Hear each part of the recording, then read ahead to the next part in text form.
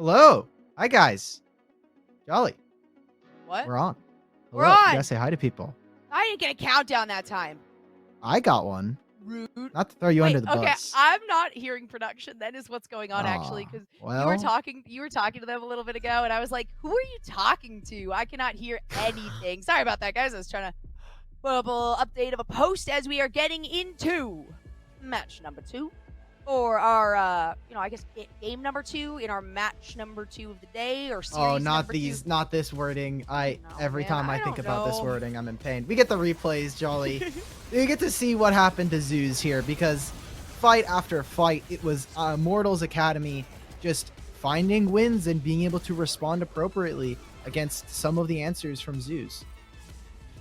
And I mean, we could see right there that did not look like a very good fight for Joey, and he ended up getting the first blood right there. The max range Zenith Blade 2. So there was immediately that equalizing kill from Griffin there in the mid side, but honestly, Immortals were just finding a lot more success in the responses here. Just insane amounts of damage coming out of Joey with whether it's the face breaker or the haymaker, doesn't matter. They both rhyme, they both sound good, and Joey was utilizing them both very, very well. We could see breaking off there to try to get IMTA or Tuesday the kill, or sorry, Pretty the kill right there. So, you were saying, oh, it's decisive or a pretty defining victory. I don't know. This one, it took a long time before Immortals was really like, okay, yeah, we are comfortable into this. We are ahead of the game. We scale, boys. That's all we got to do. We've got Aphelios. We've got Orianna. We're looking for team fights. Camille is a flexible enough champion that she can both team fight and go for a side lane push. It's on ZOOS. They have the beatdown. They have this Jarvan Leona combo that is looking to try and fight. You're playing Lethality Varus. So it is all about having 1 to 2 item power wake ups. And ZOOS, I don't know whether it was they waited a little too long or if they were waiting for Tuesday to become a little bit stronger, continuing to break up in the game, but we didn't see too many answers. We only saw 1 to 2 combos where we're seeing Jarvan and Leona really start to sync up. Besides that, I mean, this is basically the second time we see it all game, and that basically means we've seen 1 combo at the beginning and the end of this first game. So for ZOOS, we need to go back a little bit to basics here, right? Like, I love the counter matchups. You have good counter matchup in top lane. The mid lane is fine for Ryze as, hey, like, I'm playing Ryze into Orianna, which means, like, I'm not really going to be threatened to 3-6. I have a much stronger jungle mid 2v2. You didn't see that all that much. And we're talking about win conditions for ZOOS.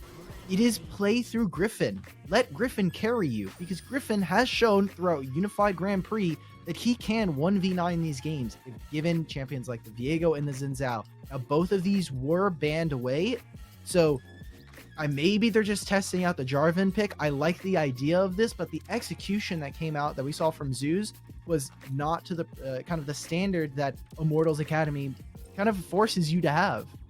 And I think the response to, or at least really just the pickup of Set, was excellent. I mean, you've got Set, you get Cataclysmed in. All right, you pick them up, you do the Showstopper onto the other side, and you're out of the Cataclysm, and so are they, so you're not locked in. And having the Camille as well means that, maybe you want to be locked into something like that. So it didn't really allow a lot of response there from ZOOS. They have swapped sides. They have gone with the blue side here. Immortals now on the red side. It is their match point. So pick goes to the losers of that game number 1. And it's going to be same bands starting out for ZOOS. Jace was their 3rd one. And then you had Xin, Viego, and Thresh. So it looks like Immortals has opted to instead ban out the Varus. Even though Raheen wasn't really able to pop off there, it was definitely one of the focuses that ZOOS had, that Immortals had to really shut down, because again, very, very strong point of ZOOS is that bottom.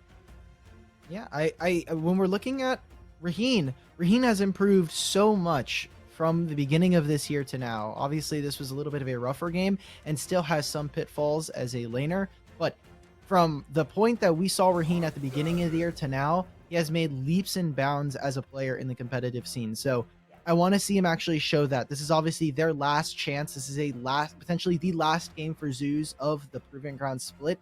And Raheen, I know, has been particularly harsh on themselves for their performances in a couple of their losses throughout the split. I want to see them kind of shine through. We haven't seen ZOOS really play around their bot lane a lot in this split, and I think if there is ever a time to do it, you could do it now. I'm not saying that is likely to happen, but to have a pop-up performance, I think, is really important for Raheen, and to just show that ZOOS is very well-rounded here as we get through this draft. Aphelios plus Rise need to be very careful for ZOOS what they're going to pick up here on blue side for their second and third pick. Whoa, Griffin has so many champions. Yes. That's all I could think when people just hit random. I'm like, wow, you've got like all the champions. Big surprise.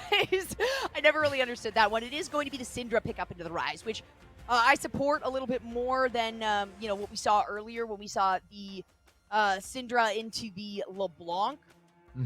So I think this one's gonna work out a little bit better. You get a good scatter of the week onto Pretty there in the mid side, and you have a lot of opportunity for Griffin to hop in on this Lisa to follow it up. And you know what, Immortals? Oh, I was gonna say they might be able to try to run it back and say, hey, you guys' Jarvan didn't work. Let me show you what's up. But Anda's gonna decide to instead go with Viego, who is absolutely incredibly broken. It doesn't matter if you're on Wild Rift, doesn't matter if you're on Summoner's Rift, man. This champion is just able to provide so much. And when you've got champions like Syndra, Ashe, and Lee Sin on the other side, you are more than okay with picking up those bodies. And it's great for Anda. It is a little bit more of an aggressive jungler, but when you're up against Lee Sin, it allows you to play for Anda's playstyle of being a really great jungler cerebrally. Obviously has some carry performances, did play was the first player in the boot camp when he went to Worlds with 100 Thieves to reach Challenger for North America from the pro players. So that was awesome to see. And obviously plays a little bit of the Ezreal jungle back then when it was popular. I still need to see a little bit more from this guy because he has proved that he can obviously win Proving Grounds and has consistently performed throughout the regular season and in playoffs. But he needs to be that kind of last hurdle to bring his team and bring them back to the form that we saw them in the regular season when they were firing on all cylinders. That is the Anda that I want to see constantly. It is going to need to be the Anda that's present here today to close out the series versus ZOOS. You want me to wait while you go get them? You can see that Leona being banned out. That was actually a hover that Anda had before locking in, or maybe it was Viper that had before locking. No, it was Anda before locking in that Rise. Potentially picking up that whole bottom lane. The Camille going to be taken away as well. Definitely don't want the Camille Viego combo. That's just way too much damage, way too much mobility. And it's going to be a hover onto the Blitzcrank. They're not going to give that to ZOOS. It was Immortals that hovered the Yuumi last time. ZOOS moving over a few of them. The Wukong was a ban earlier today, but not for ZOOS or Immortals here. Give him it. Give Alorum the champion. This is gonna be for Rhino. This Gragas has to be for Rhino. Yep. They're saving it. They don't exactly know, so they say, hey, let's pick support. Give us a little bit more time. Right now for ZOOS, what they have is really strong pick. Obviously with Lee Sin and Syndra and Ashe, this is exactly what you want to see. All of these champions complement each other extremely well. It does mean that their late game is going to hurt a lot more, and they want to bring out the Urgot again. This is a champion that stays banned versus Alorum. He wants to bring it out. He wants to have a chance. This is a pretty low range composition from the side of Immortals, and I think it could work here, but it needs a little bit of fine tuning that I think Alorum obviously brings to the table. Don't do it, Joey. He's not. It's a hover. It's a fun hover. I know it's a hover. You know what? I wouldn't be surprised if we saw some stupid cheeky jungle or jungle pairing, but we do have the Aurelia coming out, and I mouthed Urgot, waiting for that final pick as you were talking, because that is just the anticipation. But you know what? That actually goes to show Urgot is generally permabanned. When you are going up into ZOOS, Alorum is just so good on this champion that he has been in the past permabanned. Immortals hasn't been afraid of it. They're like, no, we're going to take away, things like the Trundle. We're going to take away things like the Ornn. Yeah, if you can manage to get, a decent amount of damage going for that Urgot, sure, good for you. But they're going to take in an even more oppressive top laner here in the Aurelia. So once again, a lot of damage, a lot of really solid initiation from Immortals. A little bit more good initiation, though, coming out of the side of ZOOS. I like the Griffin pickup here for Lee Sin. I love the Syndra. I love to see some really incredible scatter the weeks, and obviously Raheen on the Ashe is going to be the counter or in a positive matchup in the overall up against ETH. Maybe not as much damage, but definitely winning in the lane and objective wise. So we'll have to see if Keith is able to really pop off on this Aphelios as well. And, if Joey plays this Rakan, with the aggression that he just showed with the set, it's going to be a pretty scary game for ZOOS once again. You know what? If I'm surprised that if Joey's going to be flexing a bunch of different champions, I don't know why he's not showing the Janna. I keep hearing rumors that Joey's Janna is one of the best on the server. This guy's nuts on Janna. Not very popular right now, but I'm surprised he's hovering the Yumi instead here. But coming back to this game as we're about to get into the game, I'm looking at this for Viper. This is a huge carry champion. You're seeing Rise here. He can move to the other lanes. If ZOOS, if they can play a little bit, if they can play with a little bit of patience, they do well coming into fights. They can poke out enemy champions. And obviously, we're talking about the pick. Urgot is a champion that does really well when you're looking to just try and solo out one extra member. Fear Beyond Death is awesome for that. But for the side of Immortals Academy, they can play on the sides really well. You have two very strong, competent side laners, not only in the players, but also in the champions. It's all on Onda to be able to help play for these lanes, play for them, make sure that Viper is comfortable in this matchup, set him up for success. And again, mid control is key. Please, if you can get mid control, if you can save pretty here, it makes everybody's life easier and it makes it much better for you when you're trying to play for Aurelia. Absolutely. And I mean, that's what I was just touching on. Like, yeah, Alorum, you got your staple champion, you got the one that used to be permabanned against you, but just on the other side, Viper's like, yeah, I can be even more aggressive than that. Not going to be able to soak up nearly as much damage, but that's okay. Viego has such big survivability, and I think that's the big thing, is there's a lot of damage, but there's also a lot of survivability coming from the top portion of Immortals map. Both Viego and Aurelia are both really, really tricky to lock down. And with the opportunities for the rest of the team, in particular, the Realm Warp from Pretty, or even Joey initiating, whether it's the Battle Dance, whether it is the Grand Entrance, whether it's the quickness to throw onto the back of them, I can imagine we're once again going to see some ultimates coming out of ZOOS that are defensive. And I'm particularly looking towards Rhino and Raheen really on those ones, because we did see so many it was Alorum, it was the ultimates, it was Keeper's Verdict, right? It was because it was the Poppy, and not a single one I think was actually used offensively. So I want to see them. It's nice to have the opportunity to use your ultimates defensively and offensively, but I'd like to see a good mix of the two, or at least a little bit heavier on the aggressive side, as opposed to being forced to use it defensively every single time. I just hope right now, from what we see from Raheen, this is basically his champion pool. It is Varus and it is a lot of Ashe right now. And I think this is really good for both teams, obviously. I came into this talking about Immortals Academy, where they don't really play through their bot lane all that much. And Joey tries to sync up with Onda. They want to play around their solo laners. Where for ZOOS, it's kind of a similar situation. Raheen in lane has not always been the most lane dominant. When we look at what the champions have been for Rhino so far, it has been in the past, it has been Rel. We've seen a lot of Gragas. We've seen some Bard as well from him. It is all of these champions. Yeah, Braum, get out of lane, move into either Tuesday, or get into a position to help Alorum. So that is really important for them. I agree with you. I kind of want to see them play a little bit more aggressively with this Ashe Arrow. It is really key for them to find picks with it. And with just how low range this composition from Immortals Academy, you have Viego, you have the Aurelia and the Rise. They don't really mix well when they're constantly getting slowed. Swiftness boots does go up a little bit in terms of the value that they get from this game, but it is going to be very key for them to play at a certain distance. If they get too close to them, Immortals Academy can start to punish, and they can take a really big decisive win. If they're not far, if they're too far, none of their abilities land, and obviously it's not going to matter. So. I like how that, Camille was removed right there at the end, because you throw a Camille with the Viego. Like I said, that's just such an oppressive combination.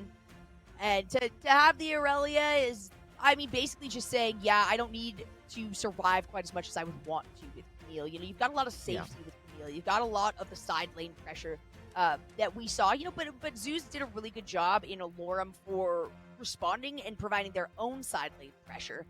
I do like how we've been seeing so far in the matchups today. In both matchups today, there's been a focus on generally red side, trying to put a lot of vision on the aggressive bottom half of the opposing map. And then the blue side focusing heavily on the top. And that has been working out very, very well for them. So we're going to have to see what strategy is taken here if they do try to put some focus here into Tuesday on the mid side, or if they do drop down. Because I'll say it again and again, Raheen and Rhino are a very, very strong point of this team. And usually they are very cohesive. They collaborate incredibly well. We didn't quite feed in that game number 1. So I'd imagine that Griffin is going to try to focus a little bit towards that. Starting around Tuesday's side is always, you know, a nice little bump to give to your laner here. Ooh, you guys are scared. I saw that, Raheen. I saw that. Yeah, they're going off in the chat between these two. But important to note here, whoever wins this is going to continue on, and they will be facing the losers of 100 Thieves Academy and Evil Geniuses Academy, which is tomorrow's series. And obviously, the loser goes home. Their series, their tournament lives in Proving Grounds are over. Immortals Academy had made it into playoffs, but fell to 100 Thieves. While ZOOS, they've made it to Proving Grounds. They had an okay run last split, and now are trying to redeem themselves again here. Joey is going to take one from Tuesday. Pretty says, hey, I'll give you one right back. Take that. Not quite as powerful as Tuesday's autos, but definitely feeling and seeing a lot more of this Syndra. The big reason for that is the cooldown reductions that she has received, in particular on that Q, to try to throw down as many spheres as possible. We've been seeing quite a bit more of her, but honestly, the big point of this champion is getting those Scatter the Weaks, locking them down properly. And keep in mind, I know a lot of, for more casual viewers, it's not that the ball just has to go past them. It has to actually hit them. So you have to line those up properly. You need to ensure that your Scatter the Weaks are good. So that's why, I feel like there's not enough credit given to really good Scatter the Weaks. Going to be so much damage on Joey, though. The Ignite comes down. Rhino just says, hey, I'll pop off some autos if I can here, Keith. Not quite able to get enough autos down to really, respond equally. Joey's going to have to be very, very careful here. This is the nice thing about Gragas early on, and the nice thing about the unorthodox picks early on, like we saw out of Joey in the last game of Set. This is exactly what I wanted to see. We've been talking about it throughout the day, but Aphelios level 1 does not exist. And when you're playing Ashe, who can be so potent with the volley, especially with Halo Blades, it is so difficult to step up on the wave. And you see it right there. They're just trading resources. Now Joey, without any kind of pots, this is incredibly dangerous for him, as Pretty now in the middle of his minion wave. Ooh, that's a lot of damage right there. Griffin should be able to find this one no problem. Tuesday ends up using all of the corrupting potions there, and it will be Griffin that picks up the kill, but that's with the first one going over to ZOOS, and no surprise. Oh, wow. We get an instant replay of this. This is a pretty big minion wave that I'm sure Pretty wanted to try and get the crash on, try to force Tuesday. Oh, and the fact that that overload goes missing, I don't know if it would have killed Tuesday, but certainly would have made it a very dicey play to begin with. So now forcing out the teleport from Pretty. You have a huge wave that's crashing here. It should be nice for them as continuing to fight. Onda's here. Rhino has made the play. Oh my god. Onda trying to, it ends up being a re-engage right there. No. Who goes down. Not the best re-engage, I would say. Onda says, hey, cool, now I got these double buffs. Excellent. That's going to be yet another one for the team. And in that case, Joey is also going to continue over the wall, say, hey, I'll try to take this. The Blast Cone does not get Tuesday over into the Wolf Pit. Joey's going to give a little thumbs up. That's not BM, right? No, it's just, look, they both gave up thumbs up. So they're both, acknowledging each other. It's like, okay, fine. That's a huge trade there for Immortals Academy. The fact that they came back from that, they're able to get 2 resets there for Onda and multiple kills. While in the meantime, like the bot lane, it makes it very hard for, Raheen should be able to step up in this lane. I wonder what was happening bot lane, but right now, Keith has a CS advantage versus the Ashe, who early on can really punish this Aphelios for, even just trying to fish for a summoner spell from them.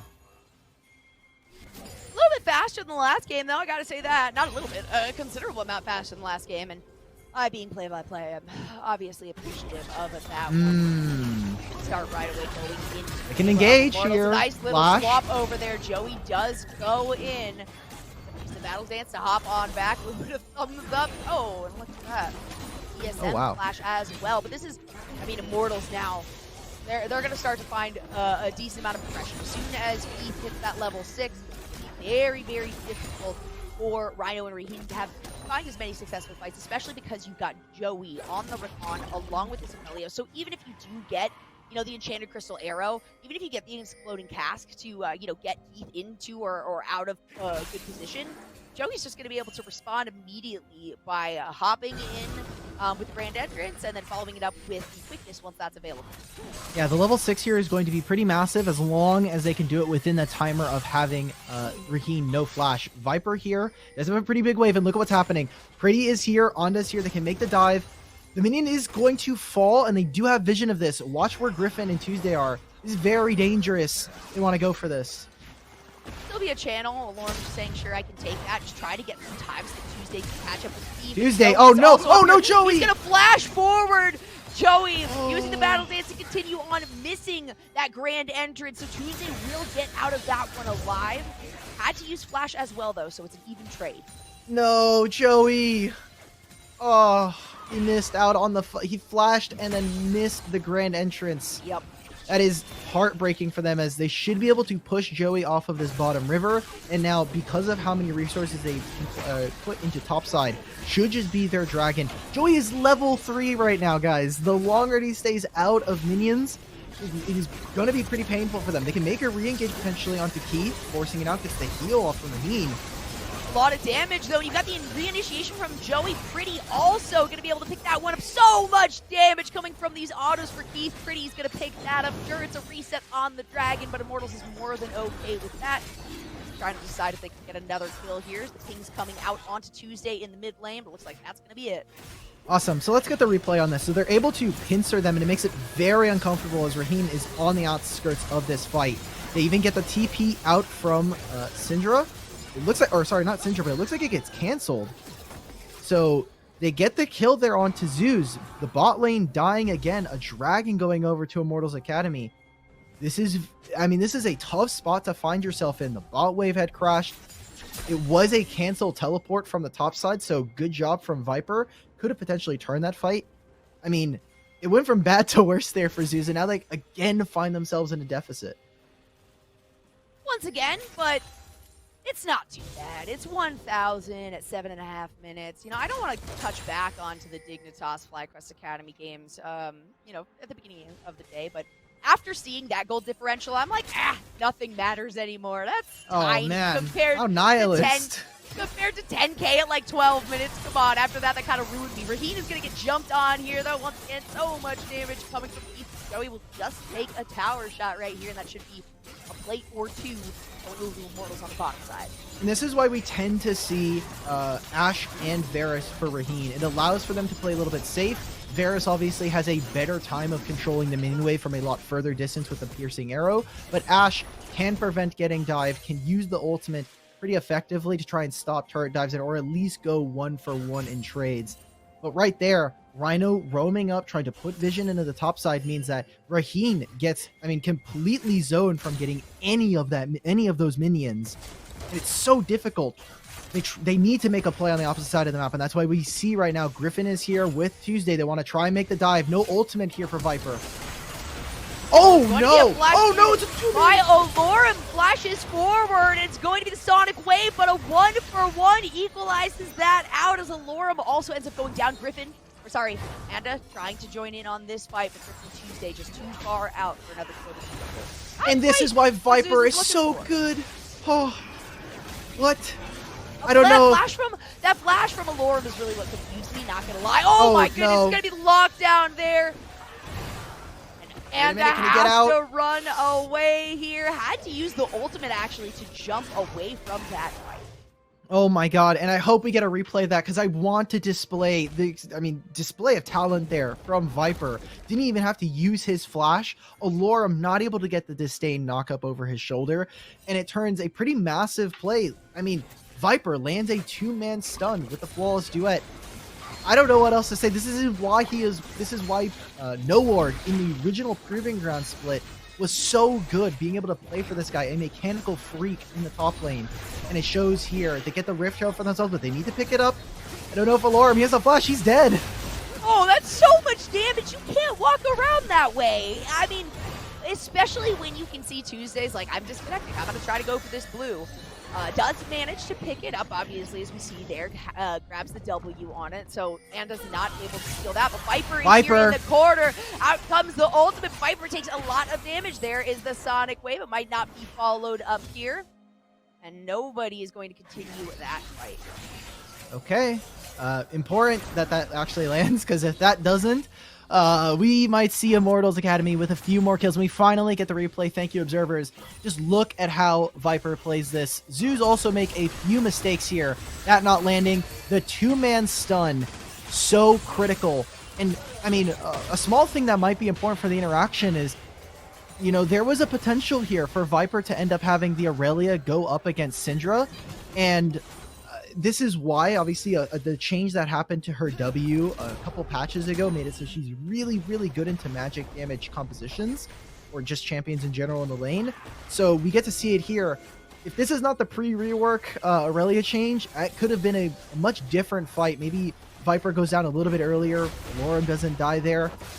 So many things happening all at once there. I think Immortals coming out huge, and ZOOS getting a little bit desperate. You can feel it in their play. They need to grab something. They're losing out on bot side. Top lane is not going as they want. They're going to lose so much more. Aphelios is now just, I mean, turbocharged to try and win this game. He just performs so dang well on this Aphelios. Probably a stand. I mean, maybe the standout Aphelios for me, to be honest, at least in the amateur and academy scene. Is so consistently good. And again, Joey, I think a lot of supports are underrated because the current meta focuses so much towards the top side of the map. But my goodness, the amount of fights that have either been turned in favor thanks to a support, or that have been saved thanks to a support jumping in and taking the aggro or doing what they can, has got to be pointed out more, because Joey has just popped off. Earlier in the day, we saw JJ doing the exact same thing. So credit where credit is due right here. And Keith and Joey, both this game and the last, have had so much consistency. Tuesday, they have to flash away from this one, though. No ultimates, this is good. From and Pretty tries to find a scout of the week. The ultimate did actually come out right there. Oh no, Lorem, run, brother. That's four going for this? members trying to go for Lorem. It's going to be locked down, and see how quickly they can stop Lorem. A lot more difficult, and they're a lot easier than stopping out Viper, as we saw previously. Look at how they're constantly trying to get Keith more and more resources here. Not only do they now get the flash away from Tuesday, but having to be stuck in mid lane, they make the play on the top side. They get another plate here for Aphelios, who is just constantly scaling, getting more gold, already has a 20 CS lead, and you then look at the gold that he's gotten, has a turret to his name. Keith is supercharged to try and win this game. A player who typically is known for more utility-focused AD carries is finding a lot of success here for Immortals Academy. Oh yeah, a lot of success. I mean, we saw how many kills were picked up in the last game. And yeah, you struggle with this champion at the start, but my goodness, that's all it is. And to have, I think that's where really the highlight for Joey comes through, is both of these games right now. Keith has played Aphelios on both of them. The first one, Joey played Set. This one, Joey plays Rakan. But as difficult as that level, honestly, up to like level 3 or 4 is where the damage really starts to come through. Joey has done such a good job of preventing anything to jump on to keep anybody from getting any possible plays, and will absolutely die for it, but has not needed to. So now we can see the Gale Force, best item in the game, has been picked up here by Keith, so a lot more initiation potential. You got the Everfrost as well completed on that Rise. Divine Sunder too. Gore Drinker on the Lee Sin, no surprise there, but you know, definitely more finished items on the side of Immortals, and Ashe is going to continue to hurt, being so far behind in score, down in the kill, no assists, a lot of pressure on this bottom side, and only has the new Quiver and a Vamp Scepter at the moment with basic needs. On the other side, you got a finished Gale Force and Berserker's Greaves, finished boots and first items, so Tuesday's dead here. Proving to show how much they're going to take. Oh my Tuesday's god. not going to go down. Thanks to the Corrupting Potion, Reed's going to get flashed on here by Griffin. The Dragon King comes through, and that will be a very good fight for ZOOS. Good start there for ZOOS. They get the kill. And almost a solo there for Pretty. They know that to bring extra members. Tuesday plays a little close to the chest there. And a dragon here for Immortals means that they're going to continue to kind of show their dominance on terms of objectives. Now, they will get this top turret. And I think that most of this gold, the solo gold, will go over to Tuesday. So, important that they're giving gold over to one of the carries on this team. But when we set up the objectives for both of these guys, we were talking about ZOOS with a heavy pick composition. Yes, Ashe will not have the same damage she would in terms to match Aphelios, but it is all in trying to find picks. Griffin as well is 3 to 7 right now, and they haven't found too much. We're at 15 minutes now. Both of the Drakes are over to Immortals Academy, where you would think they'd have priority coming from their bot lane. The mid lane should be the same thing. They're losing out on objectives, and trying to trade up for kills is nice, but we need some permanence when it comes to their wins. They need to find things that will stick. And this mid turret, I think, would be a nice addition to that. But, I mean, look at how Immortals Academy is playing. They're taking control of the full jungle. This could be a pinch, though, because we do have Rhino on the other side. But Keith has spotted him out. Just takes a few autos before Rhino has to question whether or not this is an initiation he wants to take. The Enchanted Crystal Arrow just barely missing everybody. The Exploding Cask is going to come out from Rhino to try to get them into position for Griffin to move in. That won't be the case. Sonic Wave does hit Anda, but it's not going to be followed up, and that means that it will be the next Rift Herald started here by Immortals Academy. Okay, this is getting a little bit dicey now for ZOOS. If they give up this Rift Herald, this mid turret is sure to fall. Ashe is going to have such a hard time chasing out, and you're looking at this this last top tier 1 turret.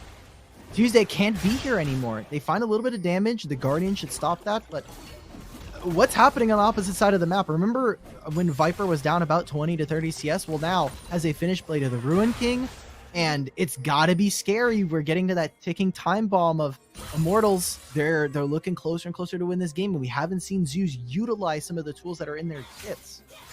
And the confidence too, I think, just the difference between the first and the second game. There's a lot more confidence coming from Immortals this time. They're like, okay, you know what? Actually, even if we're in a losing matchup, even if, you know, the Camille into Poppy, who Poppy generally has a pretty okay time with that one, still be shut down by Viper. I think they recognize that in terms of this team play, they just have the advantage. Keith is just going to be able to dash right away from that one. A nice attempt at initiation from ZOOS, but there's so much focus on this mid side. And I gotta say that Pretty starts off this lane so dang well that once ZOOS decides, okay, we gotta swap lanes, we gotta switch around, Immortals is like, go for it. We will just mirror you, follow wherever you go, and still find success.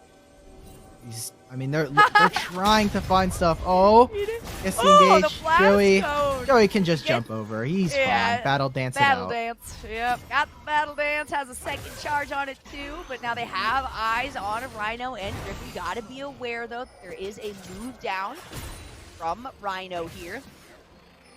Another split fight. And Joey is the one that's on the outside. A little bit scarier moving forward, but they're trying to bait Rhino up and forward. Let's see if Keith comes down. Might not be quick enough.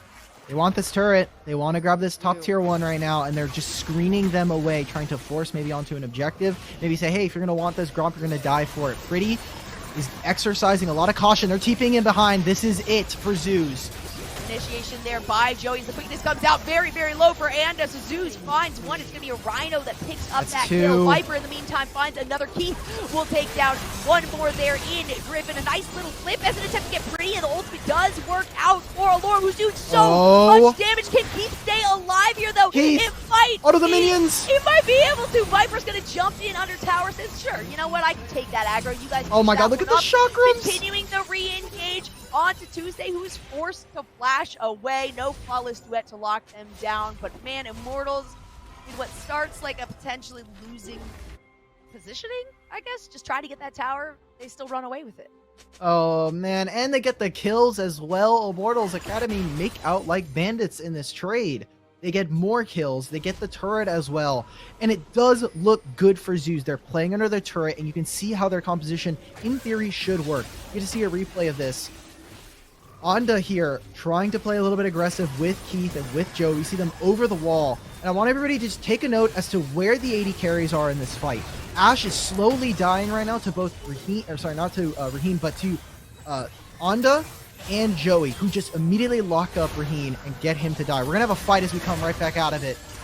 This is potential Rift Herald heal. Dragon spawning, and this mid turret is incredibly fragile. Immortals Academy, they want this gold, and they want to be able to slam the door on ZOOS to get back into the game. You do have to drop Kelly relatively soon here because you got 20 seconds before that. Oh, Rhino's on a flank! Rhino is on a flank.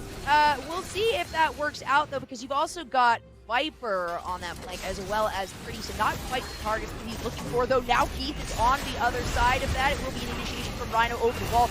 Joey gets out of that one with a battle dance and with the Grand Edge. It's going to be a Keith is dead, lockdown though. on Felios, and finally Keith goes down. ZOOS find themselves a good fight, and they will pick up this third dragon of the game. Important, so important here for ZOOS, the fact that Immortals do not get the better of the trade. No one is able to answer this Rift Herald here, so with 2 waves now piling on, I wonder if that is the turret gone for Immortals Academy, or if they get here in time, if Syndra is able to cover this. It should be fine from the looks of it, but the fact that they win that fight is massive. I want to see what the pick onto Keith was, because he doesn't have Flash, he doesn't have Cleanse, so it is so important for Immortals. They need to be able to play around Keith, protect this guy, and I love the flank that we saw from Rhino. Ends up putting Joey to not be able to frontline and engage for his team, and play that generally slippy Rakan, making a roam warp. They want to try and catch a Lorem here.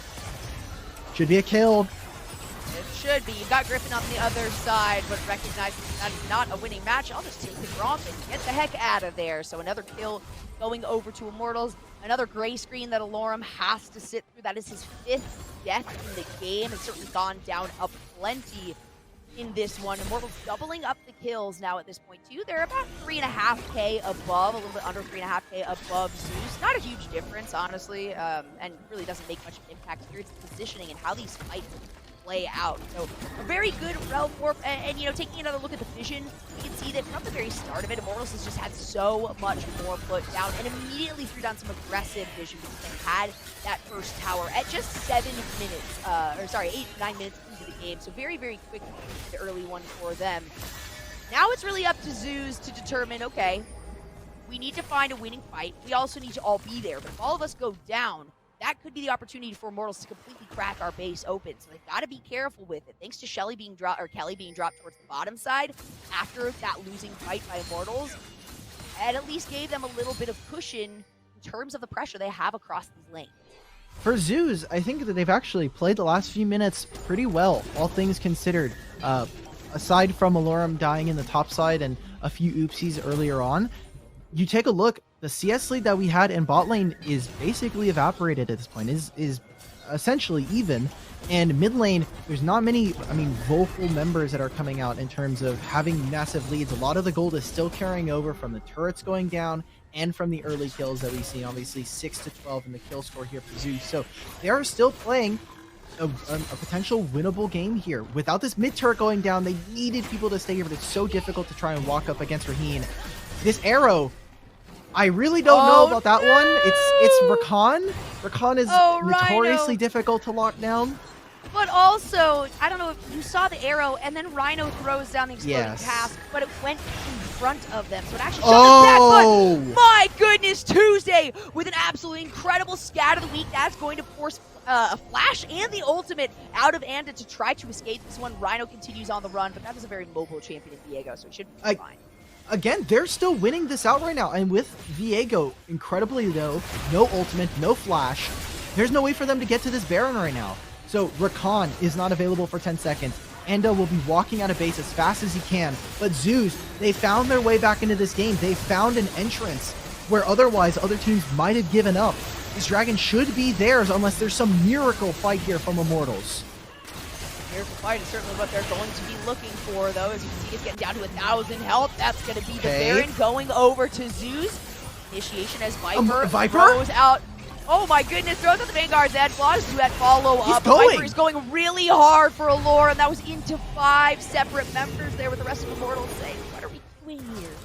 Oh, Immortals Academy, they did get antsy, and that was something that I had noted when I was watching their games, is Immortals does tend to lose sight of their win conditions. It happened in the Dignitas series. They have a split pushing comp. They have things like the Camille with the Tristan, or not the Camille, but they have the Fiora.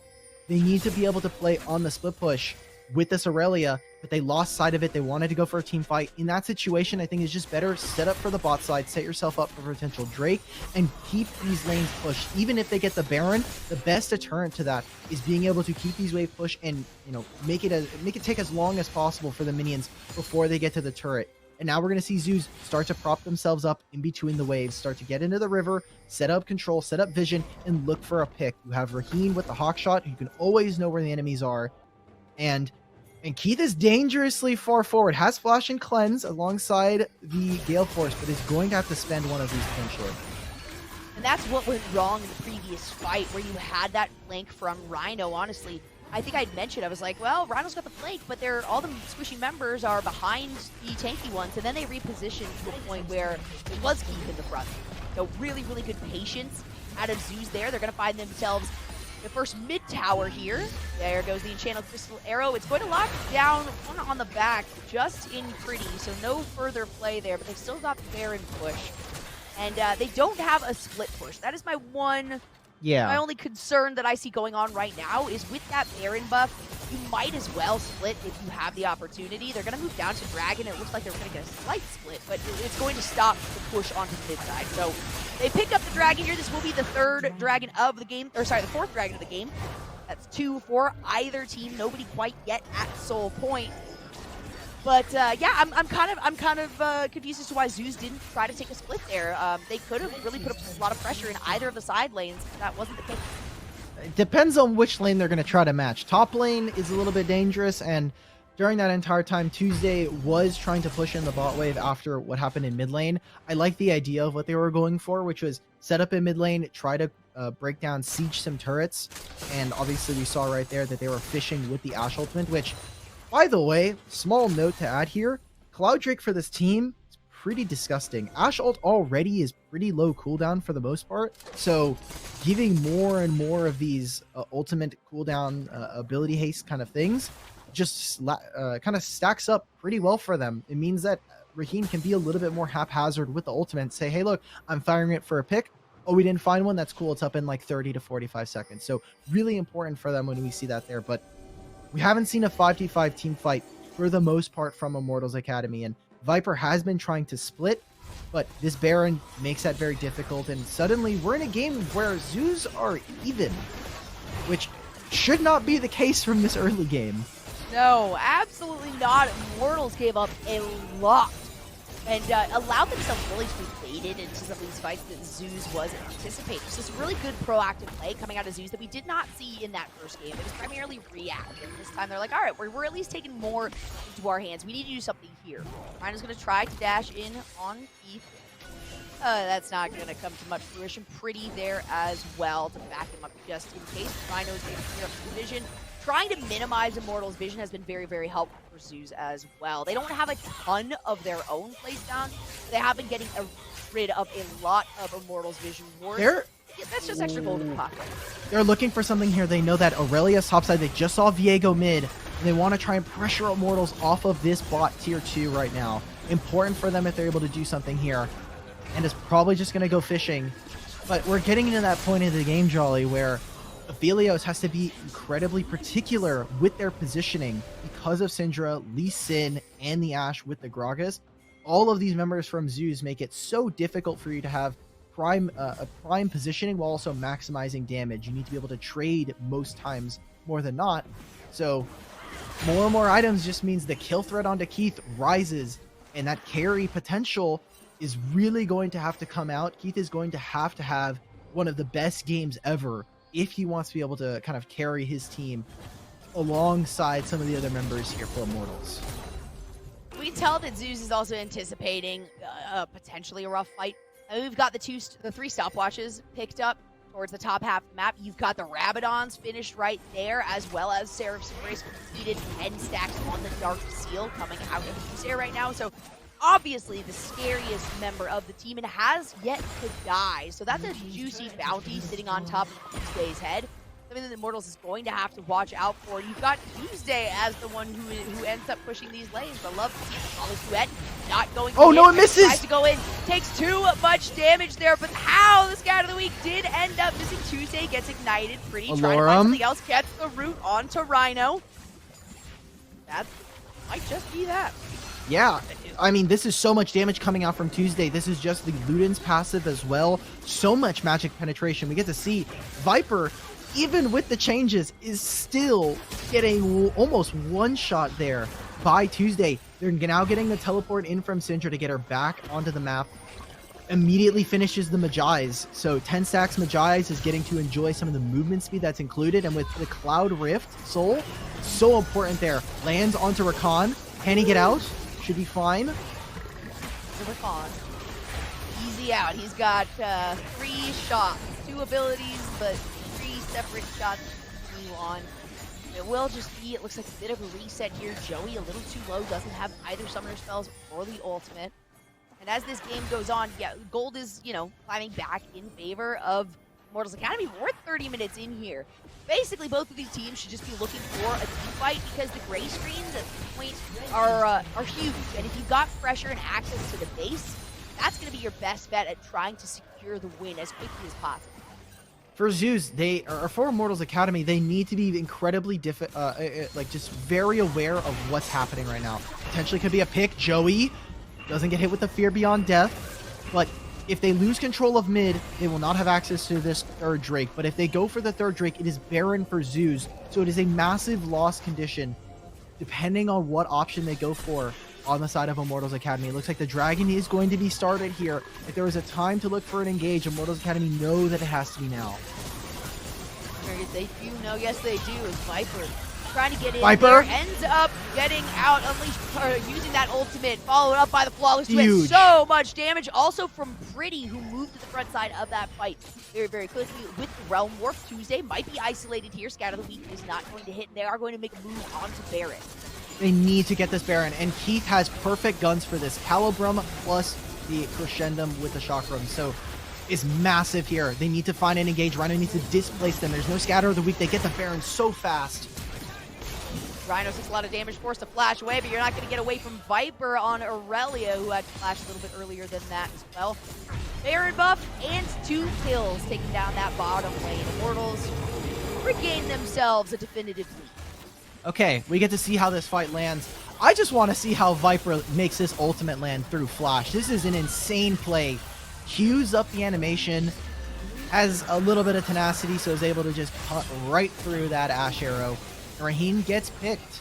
A massive blow here against ZOO's chance to stay in this game, and gives them Baron. It gives Immortals time to be able to siege onto turrets, something that they haven't been able to do in the past, I don't know, like 15 minutes. It's been pretty difficult for them to start to hit onto turrets, but with Baron and with a strong split pusher in Pretty and Viper, you have to expect that in the next coming moments, we're going to see ZOOS have to make a defense onto their base. Make a decision where they want to defend as well. We do have a very spread out Immortals team. Putting some pings, though, towards this top side, recognizing, all right, we saw Tuesday make way up here, but we do not have any proof of that. We do not see the champion. The recall did come through. So, you know, it's a little bit of Immortals wasting some time here with a few of these members. Joey and Anda just trying to find some positioning. Pretty, in the meantime, is going to be pushing on this top side. You've got Viper on the bottom side. That is going to be a Whoa! Wait a minute. Who has to use the cleanse to get out. That is pretty big. No longer having cleanse, and you already see Raheen fired the ultimate, but it's almost quarter of the way up. So 25% of that cooldown is available. It's going to be coming up rather soon, so in the next 30 to 45, you have to expect ZOOS can make something happen here. Waiting for another Scatter of the Week. If it lands on the Keith, that's a kill potentially. A lot of damage onto the tower, though. Baron minions are up. They've got 2 cannon minions. One of those should go down. Scatter of the Week is going to kill the other one along with Keith, but Keith is not below 25% health there, so the ultimate ends up being used. Fear Beyond Death by Lawrence to no avail. Anda now looking for the initiation. Meantime, Aurelia knocking on the door as another turret goes down in favor of Immortals. Now 3 members here, the Realm Warp coming forward. It's a lockdown. Rhino. A beautiful charm from the quickness onto Griffin, but so much damage dealt onto Anda in the backside. That's going to be Rhino, who is getting taken down. He's picking up the kill. The first inhibitor tower of the game going down, followed by the inhibitor. And it looks like Immortals is not going to try to end it. They might. With this, I think ZOOS, what happened in their last series versus FlyQuest, they tried to come back out on the map and try to find some kills, maybe interrupt some recalls, and ended up them losing the game. So now we're in this tricky situation for FlyQuest, or not for FlyQuest, but for ZOOS, sorry. The Baron is going to be timing out right now. And this next fight determines the game. If ZOOS are able to find a kill, this Dragon is going to be so important. It is their soul point. But if you're Immortals, do you really care if they got soul point? If this top wave is pushing constantly, they need to be able to fix this wave. They have double teleports. Almost all of the summoners are here. The ones to watch are the ones on Keith and the ones on Tuesday. Tuesday has no flash, and if they find a kill onto Syndra, this game is looking really dire for ZOOS. Oh yeah, still not a single death for Tuesday, No. who's been doing so much damage. We can see has 4 completed items along with the merc treads. There has a stopwatch available, has been sitting on that stopwatch for quite a while now. The GAs have been finished though for both Alorum and Griffin, so they're going to be staying in the fight a lot longer than Immortals really want them to, absorbing as much damage as possible, running through that front line and taking some aggro from the rest of the team. You can see Alorum has also pushed up this top side. I mean, you just said, is Immortals going to continue to push that top? They clearly are not. They're just focusing on the mid and the bottom side right now. Okay with Alorum getting some pressure here because 4 members of Immortals still reside towards the bottom and are looking to find another entrance into the base of ZOOS. It's 600 gold for Alorum. Griffin was there to kind of stick around, but they're pushing more waves into mid lane. They want to threaten this mid lane inhibitor. And meanwhile, I mean, the entire time that this is happening, the Drake is about to spawn, and it's about to be Immortals Academy set at 7 Drakes here. They want to put themselves at soul point. I don't even think we're going to have time for an Elder Drake, Jolly. This is probably just going to be them taking this and then setting up for Baron that is available in the next minute. 36 minutes into this game, and it's still, you know, a little up in the air. You do have the additional pressure from Immortals, but ZOOS has been doing a very good job of responding with getting some counter pressure, especially in towers. Having Alorum move forward, push up that top lane, he's having some pressure in all 3. Having open inhibitor towers on the mid and the top lane is helpful, but Immortals is just looking better and better, and again, we need... This comes down to one team fight right now. Yes. The gray screens are so darn long at this point in the game, almost 37 minutes in.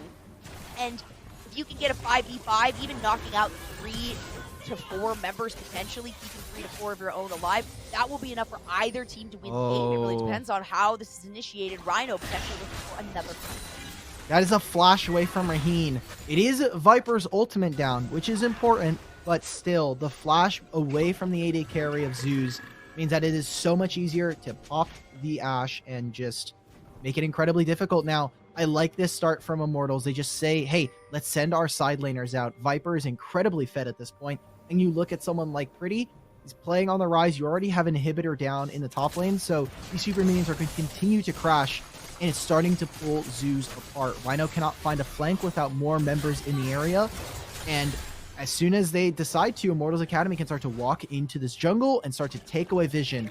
Raheen might fish with an ultimate here. Yes, the Hawkshot will be able to see 2 members, but it is so key for ZOOS to try and keep and maintain vision in this top side. Man, I cannot believe this game has gone to 38 minutes in. It's still so insanely close. You've got some really tanky members on both teams. Viper now here is just going to swish away at his tower. That's going to be another open inhibitor. Or not another open inhibitor, but I guess an exposed inhibitor after one has been taken down. Joey! Oh! Oh no, Joey! Oh, no! The stopwatch! That's not the button. Intended. That was not the button you wanted right there, buddy. Ends up accidentally blowing the stopwatch, but still a lot of pressure from Immortals Academy here in the mid lane. The tension of the series might be getting to some of these players. I know Joey has been playing in Academy for a few splits now, but that is pretty important. Now they get to use a Realm Warp. Oh my god, they're right into the Baron pit. Where do they go? They're just chasing Joey. Guys, we gave Baron. Gave Baron, there was a nice, I mean, hey, you know what, Raheem, props to you for recognizing they're probably going for Baron. A very well-timed Enchanted Crystal Arrow, but it hit a second too early.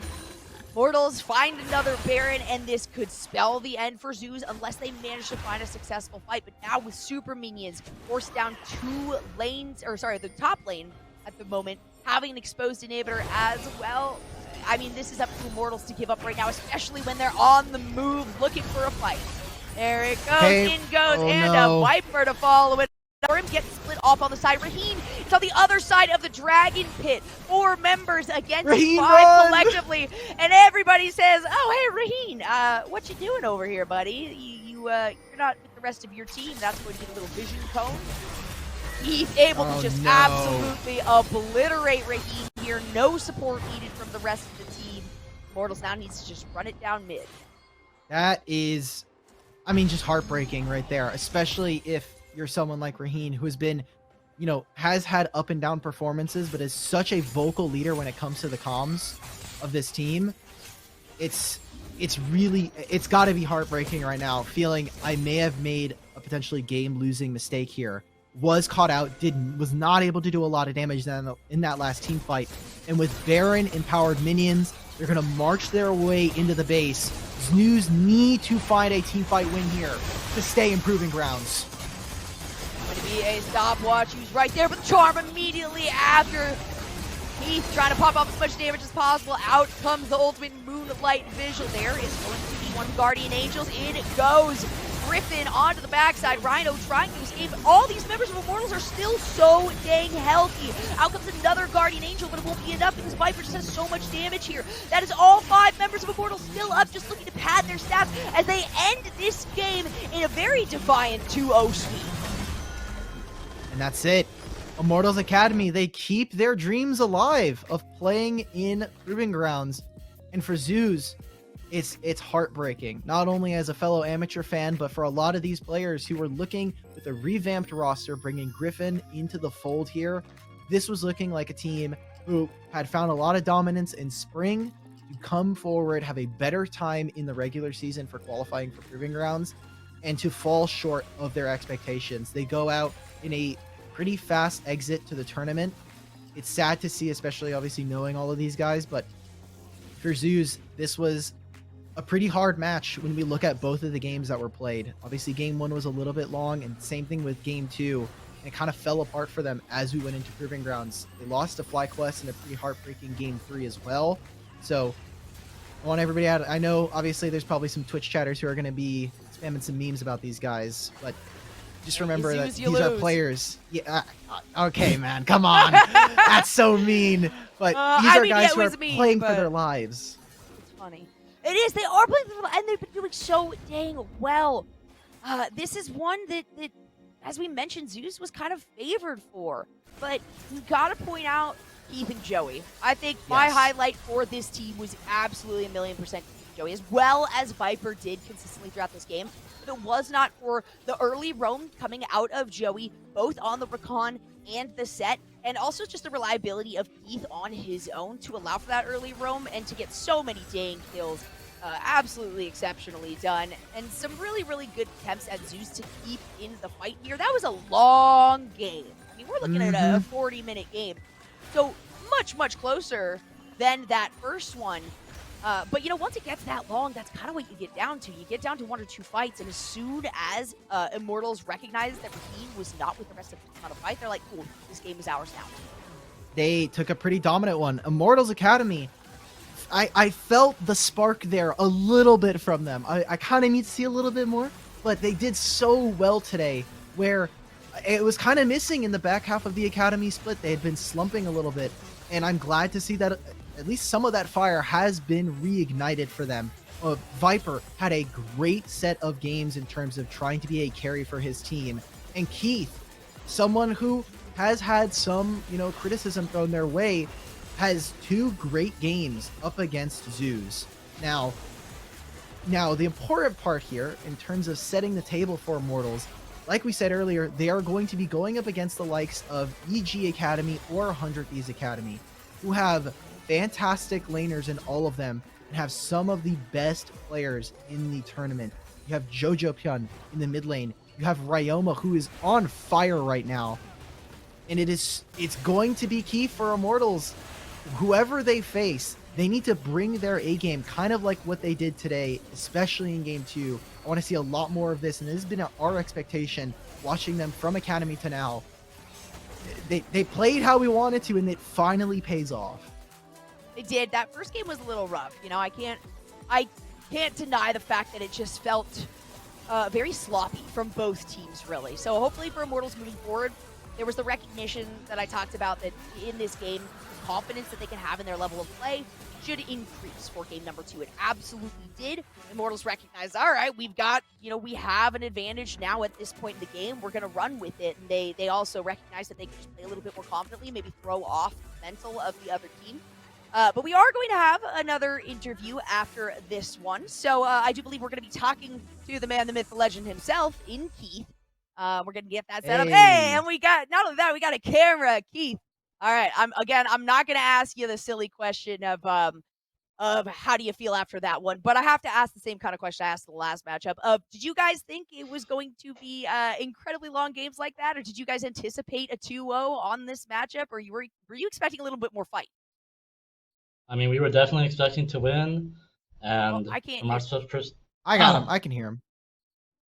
oh, I mean, we were definitely expecting to win, but with the leads we had in the early game, from our minds, like we should be closing these games out in like 25 minutes, and it's kind of mistakes on our part. We're not really playing to our level in scrims, and that's what we struggled with in today's games. I want to ask about what happened in between, the end of Academy and coming into Proving Grounds. We obviously saw you guys in the playoffs lose to 100 Thieves Academy. What has changed from then, and what do you think you guys have worked on since the playoffs to now? I mean, definitely a lot of reflection on our weaknesses, and of course, we've also been getting a lot of help from the LCS players, Thursday and Revenge, and as well as the LCS head coach Giotto as well. So that's like been an insane help to us, and yeah, I think we've made some improvements since our last playoff match. So I think it definitely showed today, but we still have a lot to improve on. Sorry, you're gonna have to take this one, Alki. It's okay, Jolly. If you've got questions, he can hear you. If you have questions, Jolly, you can ask. He can hear you. That is a very good point. Okay, so we've seen two. I just gotta see, because you are now, when I think of Aphelios, you are the player that I think of for this champion, hands down, because of the performance that you were able to put out so consistently. Do you expect to see bans on this Aphelios moving forward? And if that's the case, do you have some secret pocket picks, or is this really how you're looking forward to moving through with more Aphelios? I mean, obviously, this champion is really strong across all regions, Yes. and there's really people sometimes have answers, but like there's no clear counter. So, I mean, I do think this champion deserves a ban if the enemy AD carry has like a good Aphelios. But yeah, I mean, yeah, this champ is broken. Thank you. At least you said it, because I'm a fellow marksman player. People keep doubting me on this champion. Keith, you have obviously have a really long tenure, both as an LCS player and as an Academy player. What would it mean for you to try to win Proving Grounds with this squad and for yourself? Definitely means an insane amount to me because I've had my struggles my whole career, and especially after the all switching to sport and stuff, and yeah, and the role swap and switching back. I mean, winning Proving Grounds would mean a lot to me, is like for sure. So we hope to win it all. Especially as an AD carry. It's your original role. You've done a lot. You have obviously a long history behind you. Jolly, you got one more? Or just based on the fact that I don't, just based on the fact that I couldn't hear the responses and all that, I don't. If anything, it would just be, I always love to see who the main shot callers are, or if there is one primary shot caller on the team. If you guys put a lot of confidence behind one or two players, or if you guys all are very, very vocal and just kind of communicate cohesively. I would say that Pretty and I are the biggest voices on this team, obviously with our experience. Yeah, I guess that's like not very normal for normal teams, because I would say usually the support and the jungler have more voices, but me and Pretty are pretty much confident in what we need, so we always are vocal about that. Yeah, that sounds like ZOOS. Raheen's a big voice on his team. If there's anything else, Jolly, I think I'm gonna let Keith say his thanks to everybody else at home. Keith, is there anything you want to say to the fans you have in chat, or some of the Immortals people as well? If there's anybody that has really helped you throughout this time, go ahead. Plug yourself. Just big thanks to my girlfriend supporting me, and as well as the LCS team, head coach, And as well as any fans out there, thanks for rooting us, and hopefully you guys keep rooting for us.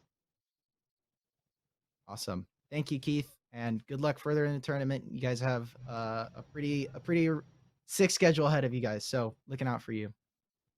Thanks. Have a good one. All right. Awesome.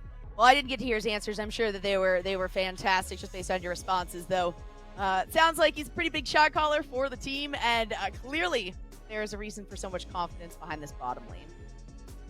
It was obviously a really good performance for them. You know, talking about him and Pretty being big shot callers, and you can kind of hear it. I really want to see what Immortals can do, how they can shape up. That, you know, obviously falling out from the playoffs is a little bit heartbreaking, and being already in the losers bracket puts a lot of pressure on you, not only as a player but as a team as a whole. You know, obviously you guys want to help each other. I'm sure Onda and Viper do want to return to being defending back-to-back repeat champions of Proving Grounds.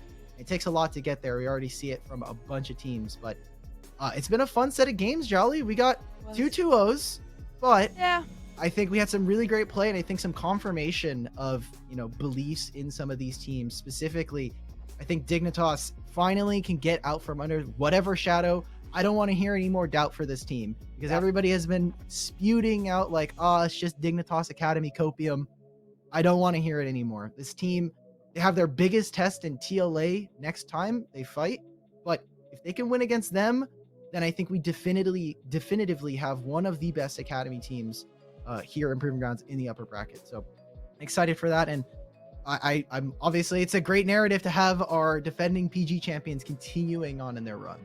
Absolutely. And while we might not be here tomorrow, we do have another broadcast here for Proving Grounds. That one, if I'm not mistaken, is going to be starting around 5:30 Eastern time, I believe. So definitely tune in for that. Do you know which games we're looking at? Do you have those in front of you, Alec, for tomorrow? I did have those games in front of me. Here we go. So tomorrow, for everybody at home, you have the 100 Thieves Academy versus EG Academy, as well as, if I'm correct, we also have Supernova versus AoE. So 2 amateur teams, 2 academy teams, the upper bracket. Whoever wins that is going up against the winners of Wildcard Red and Resolve.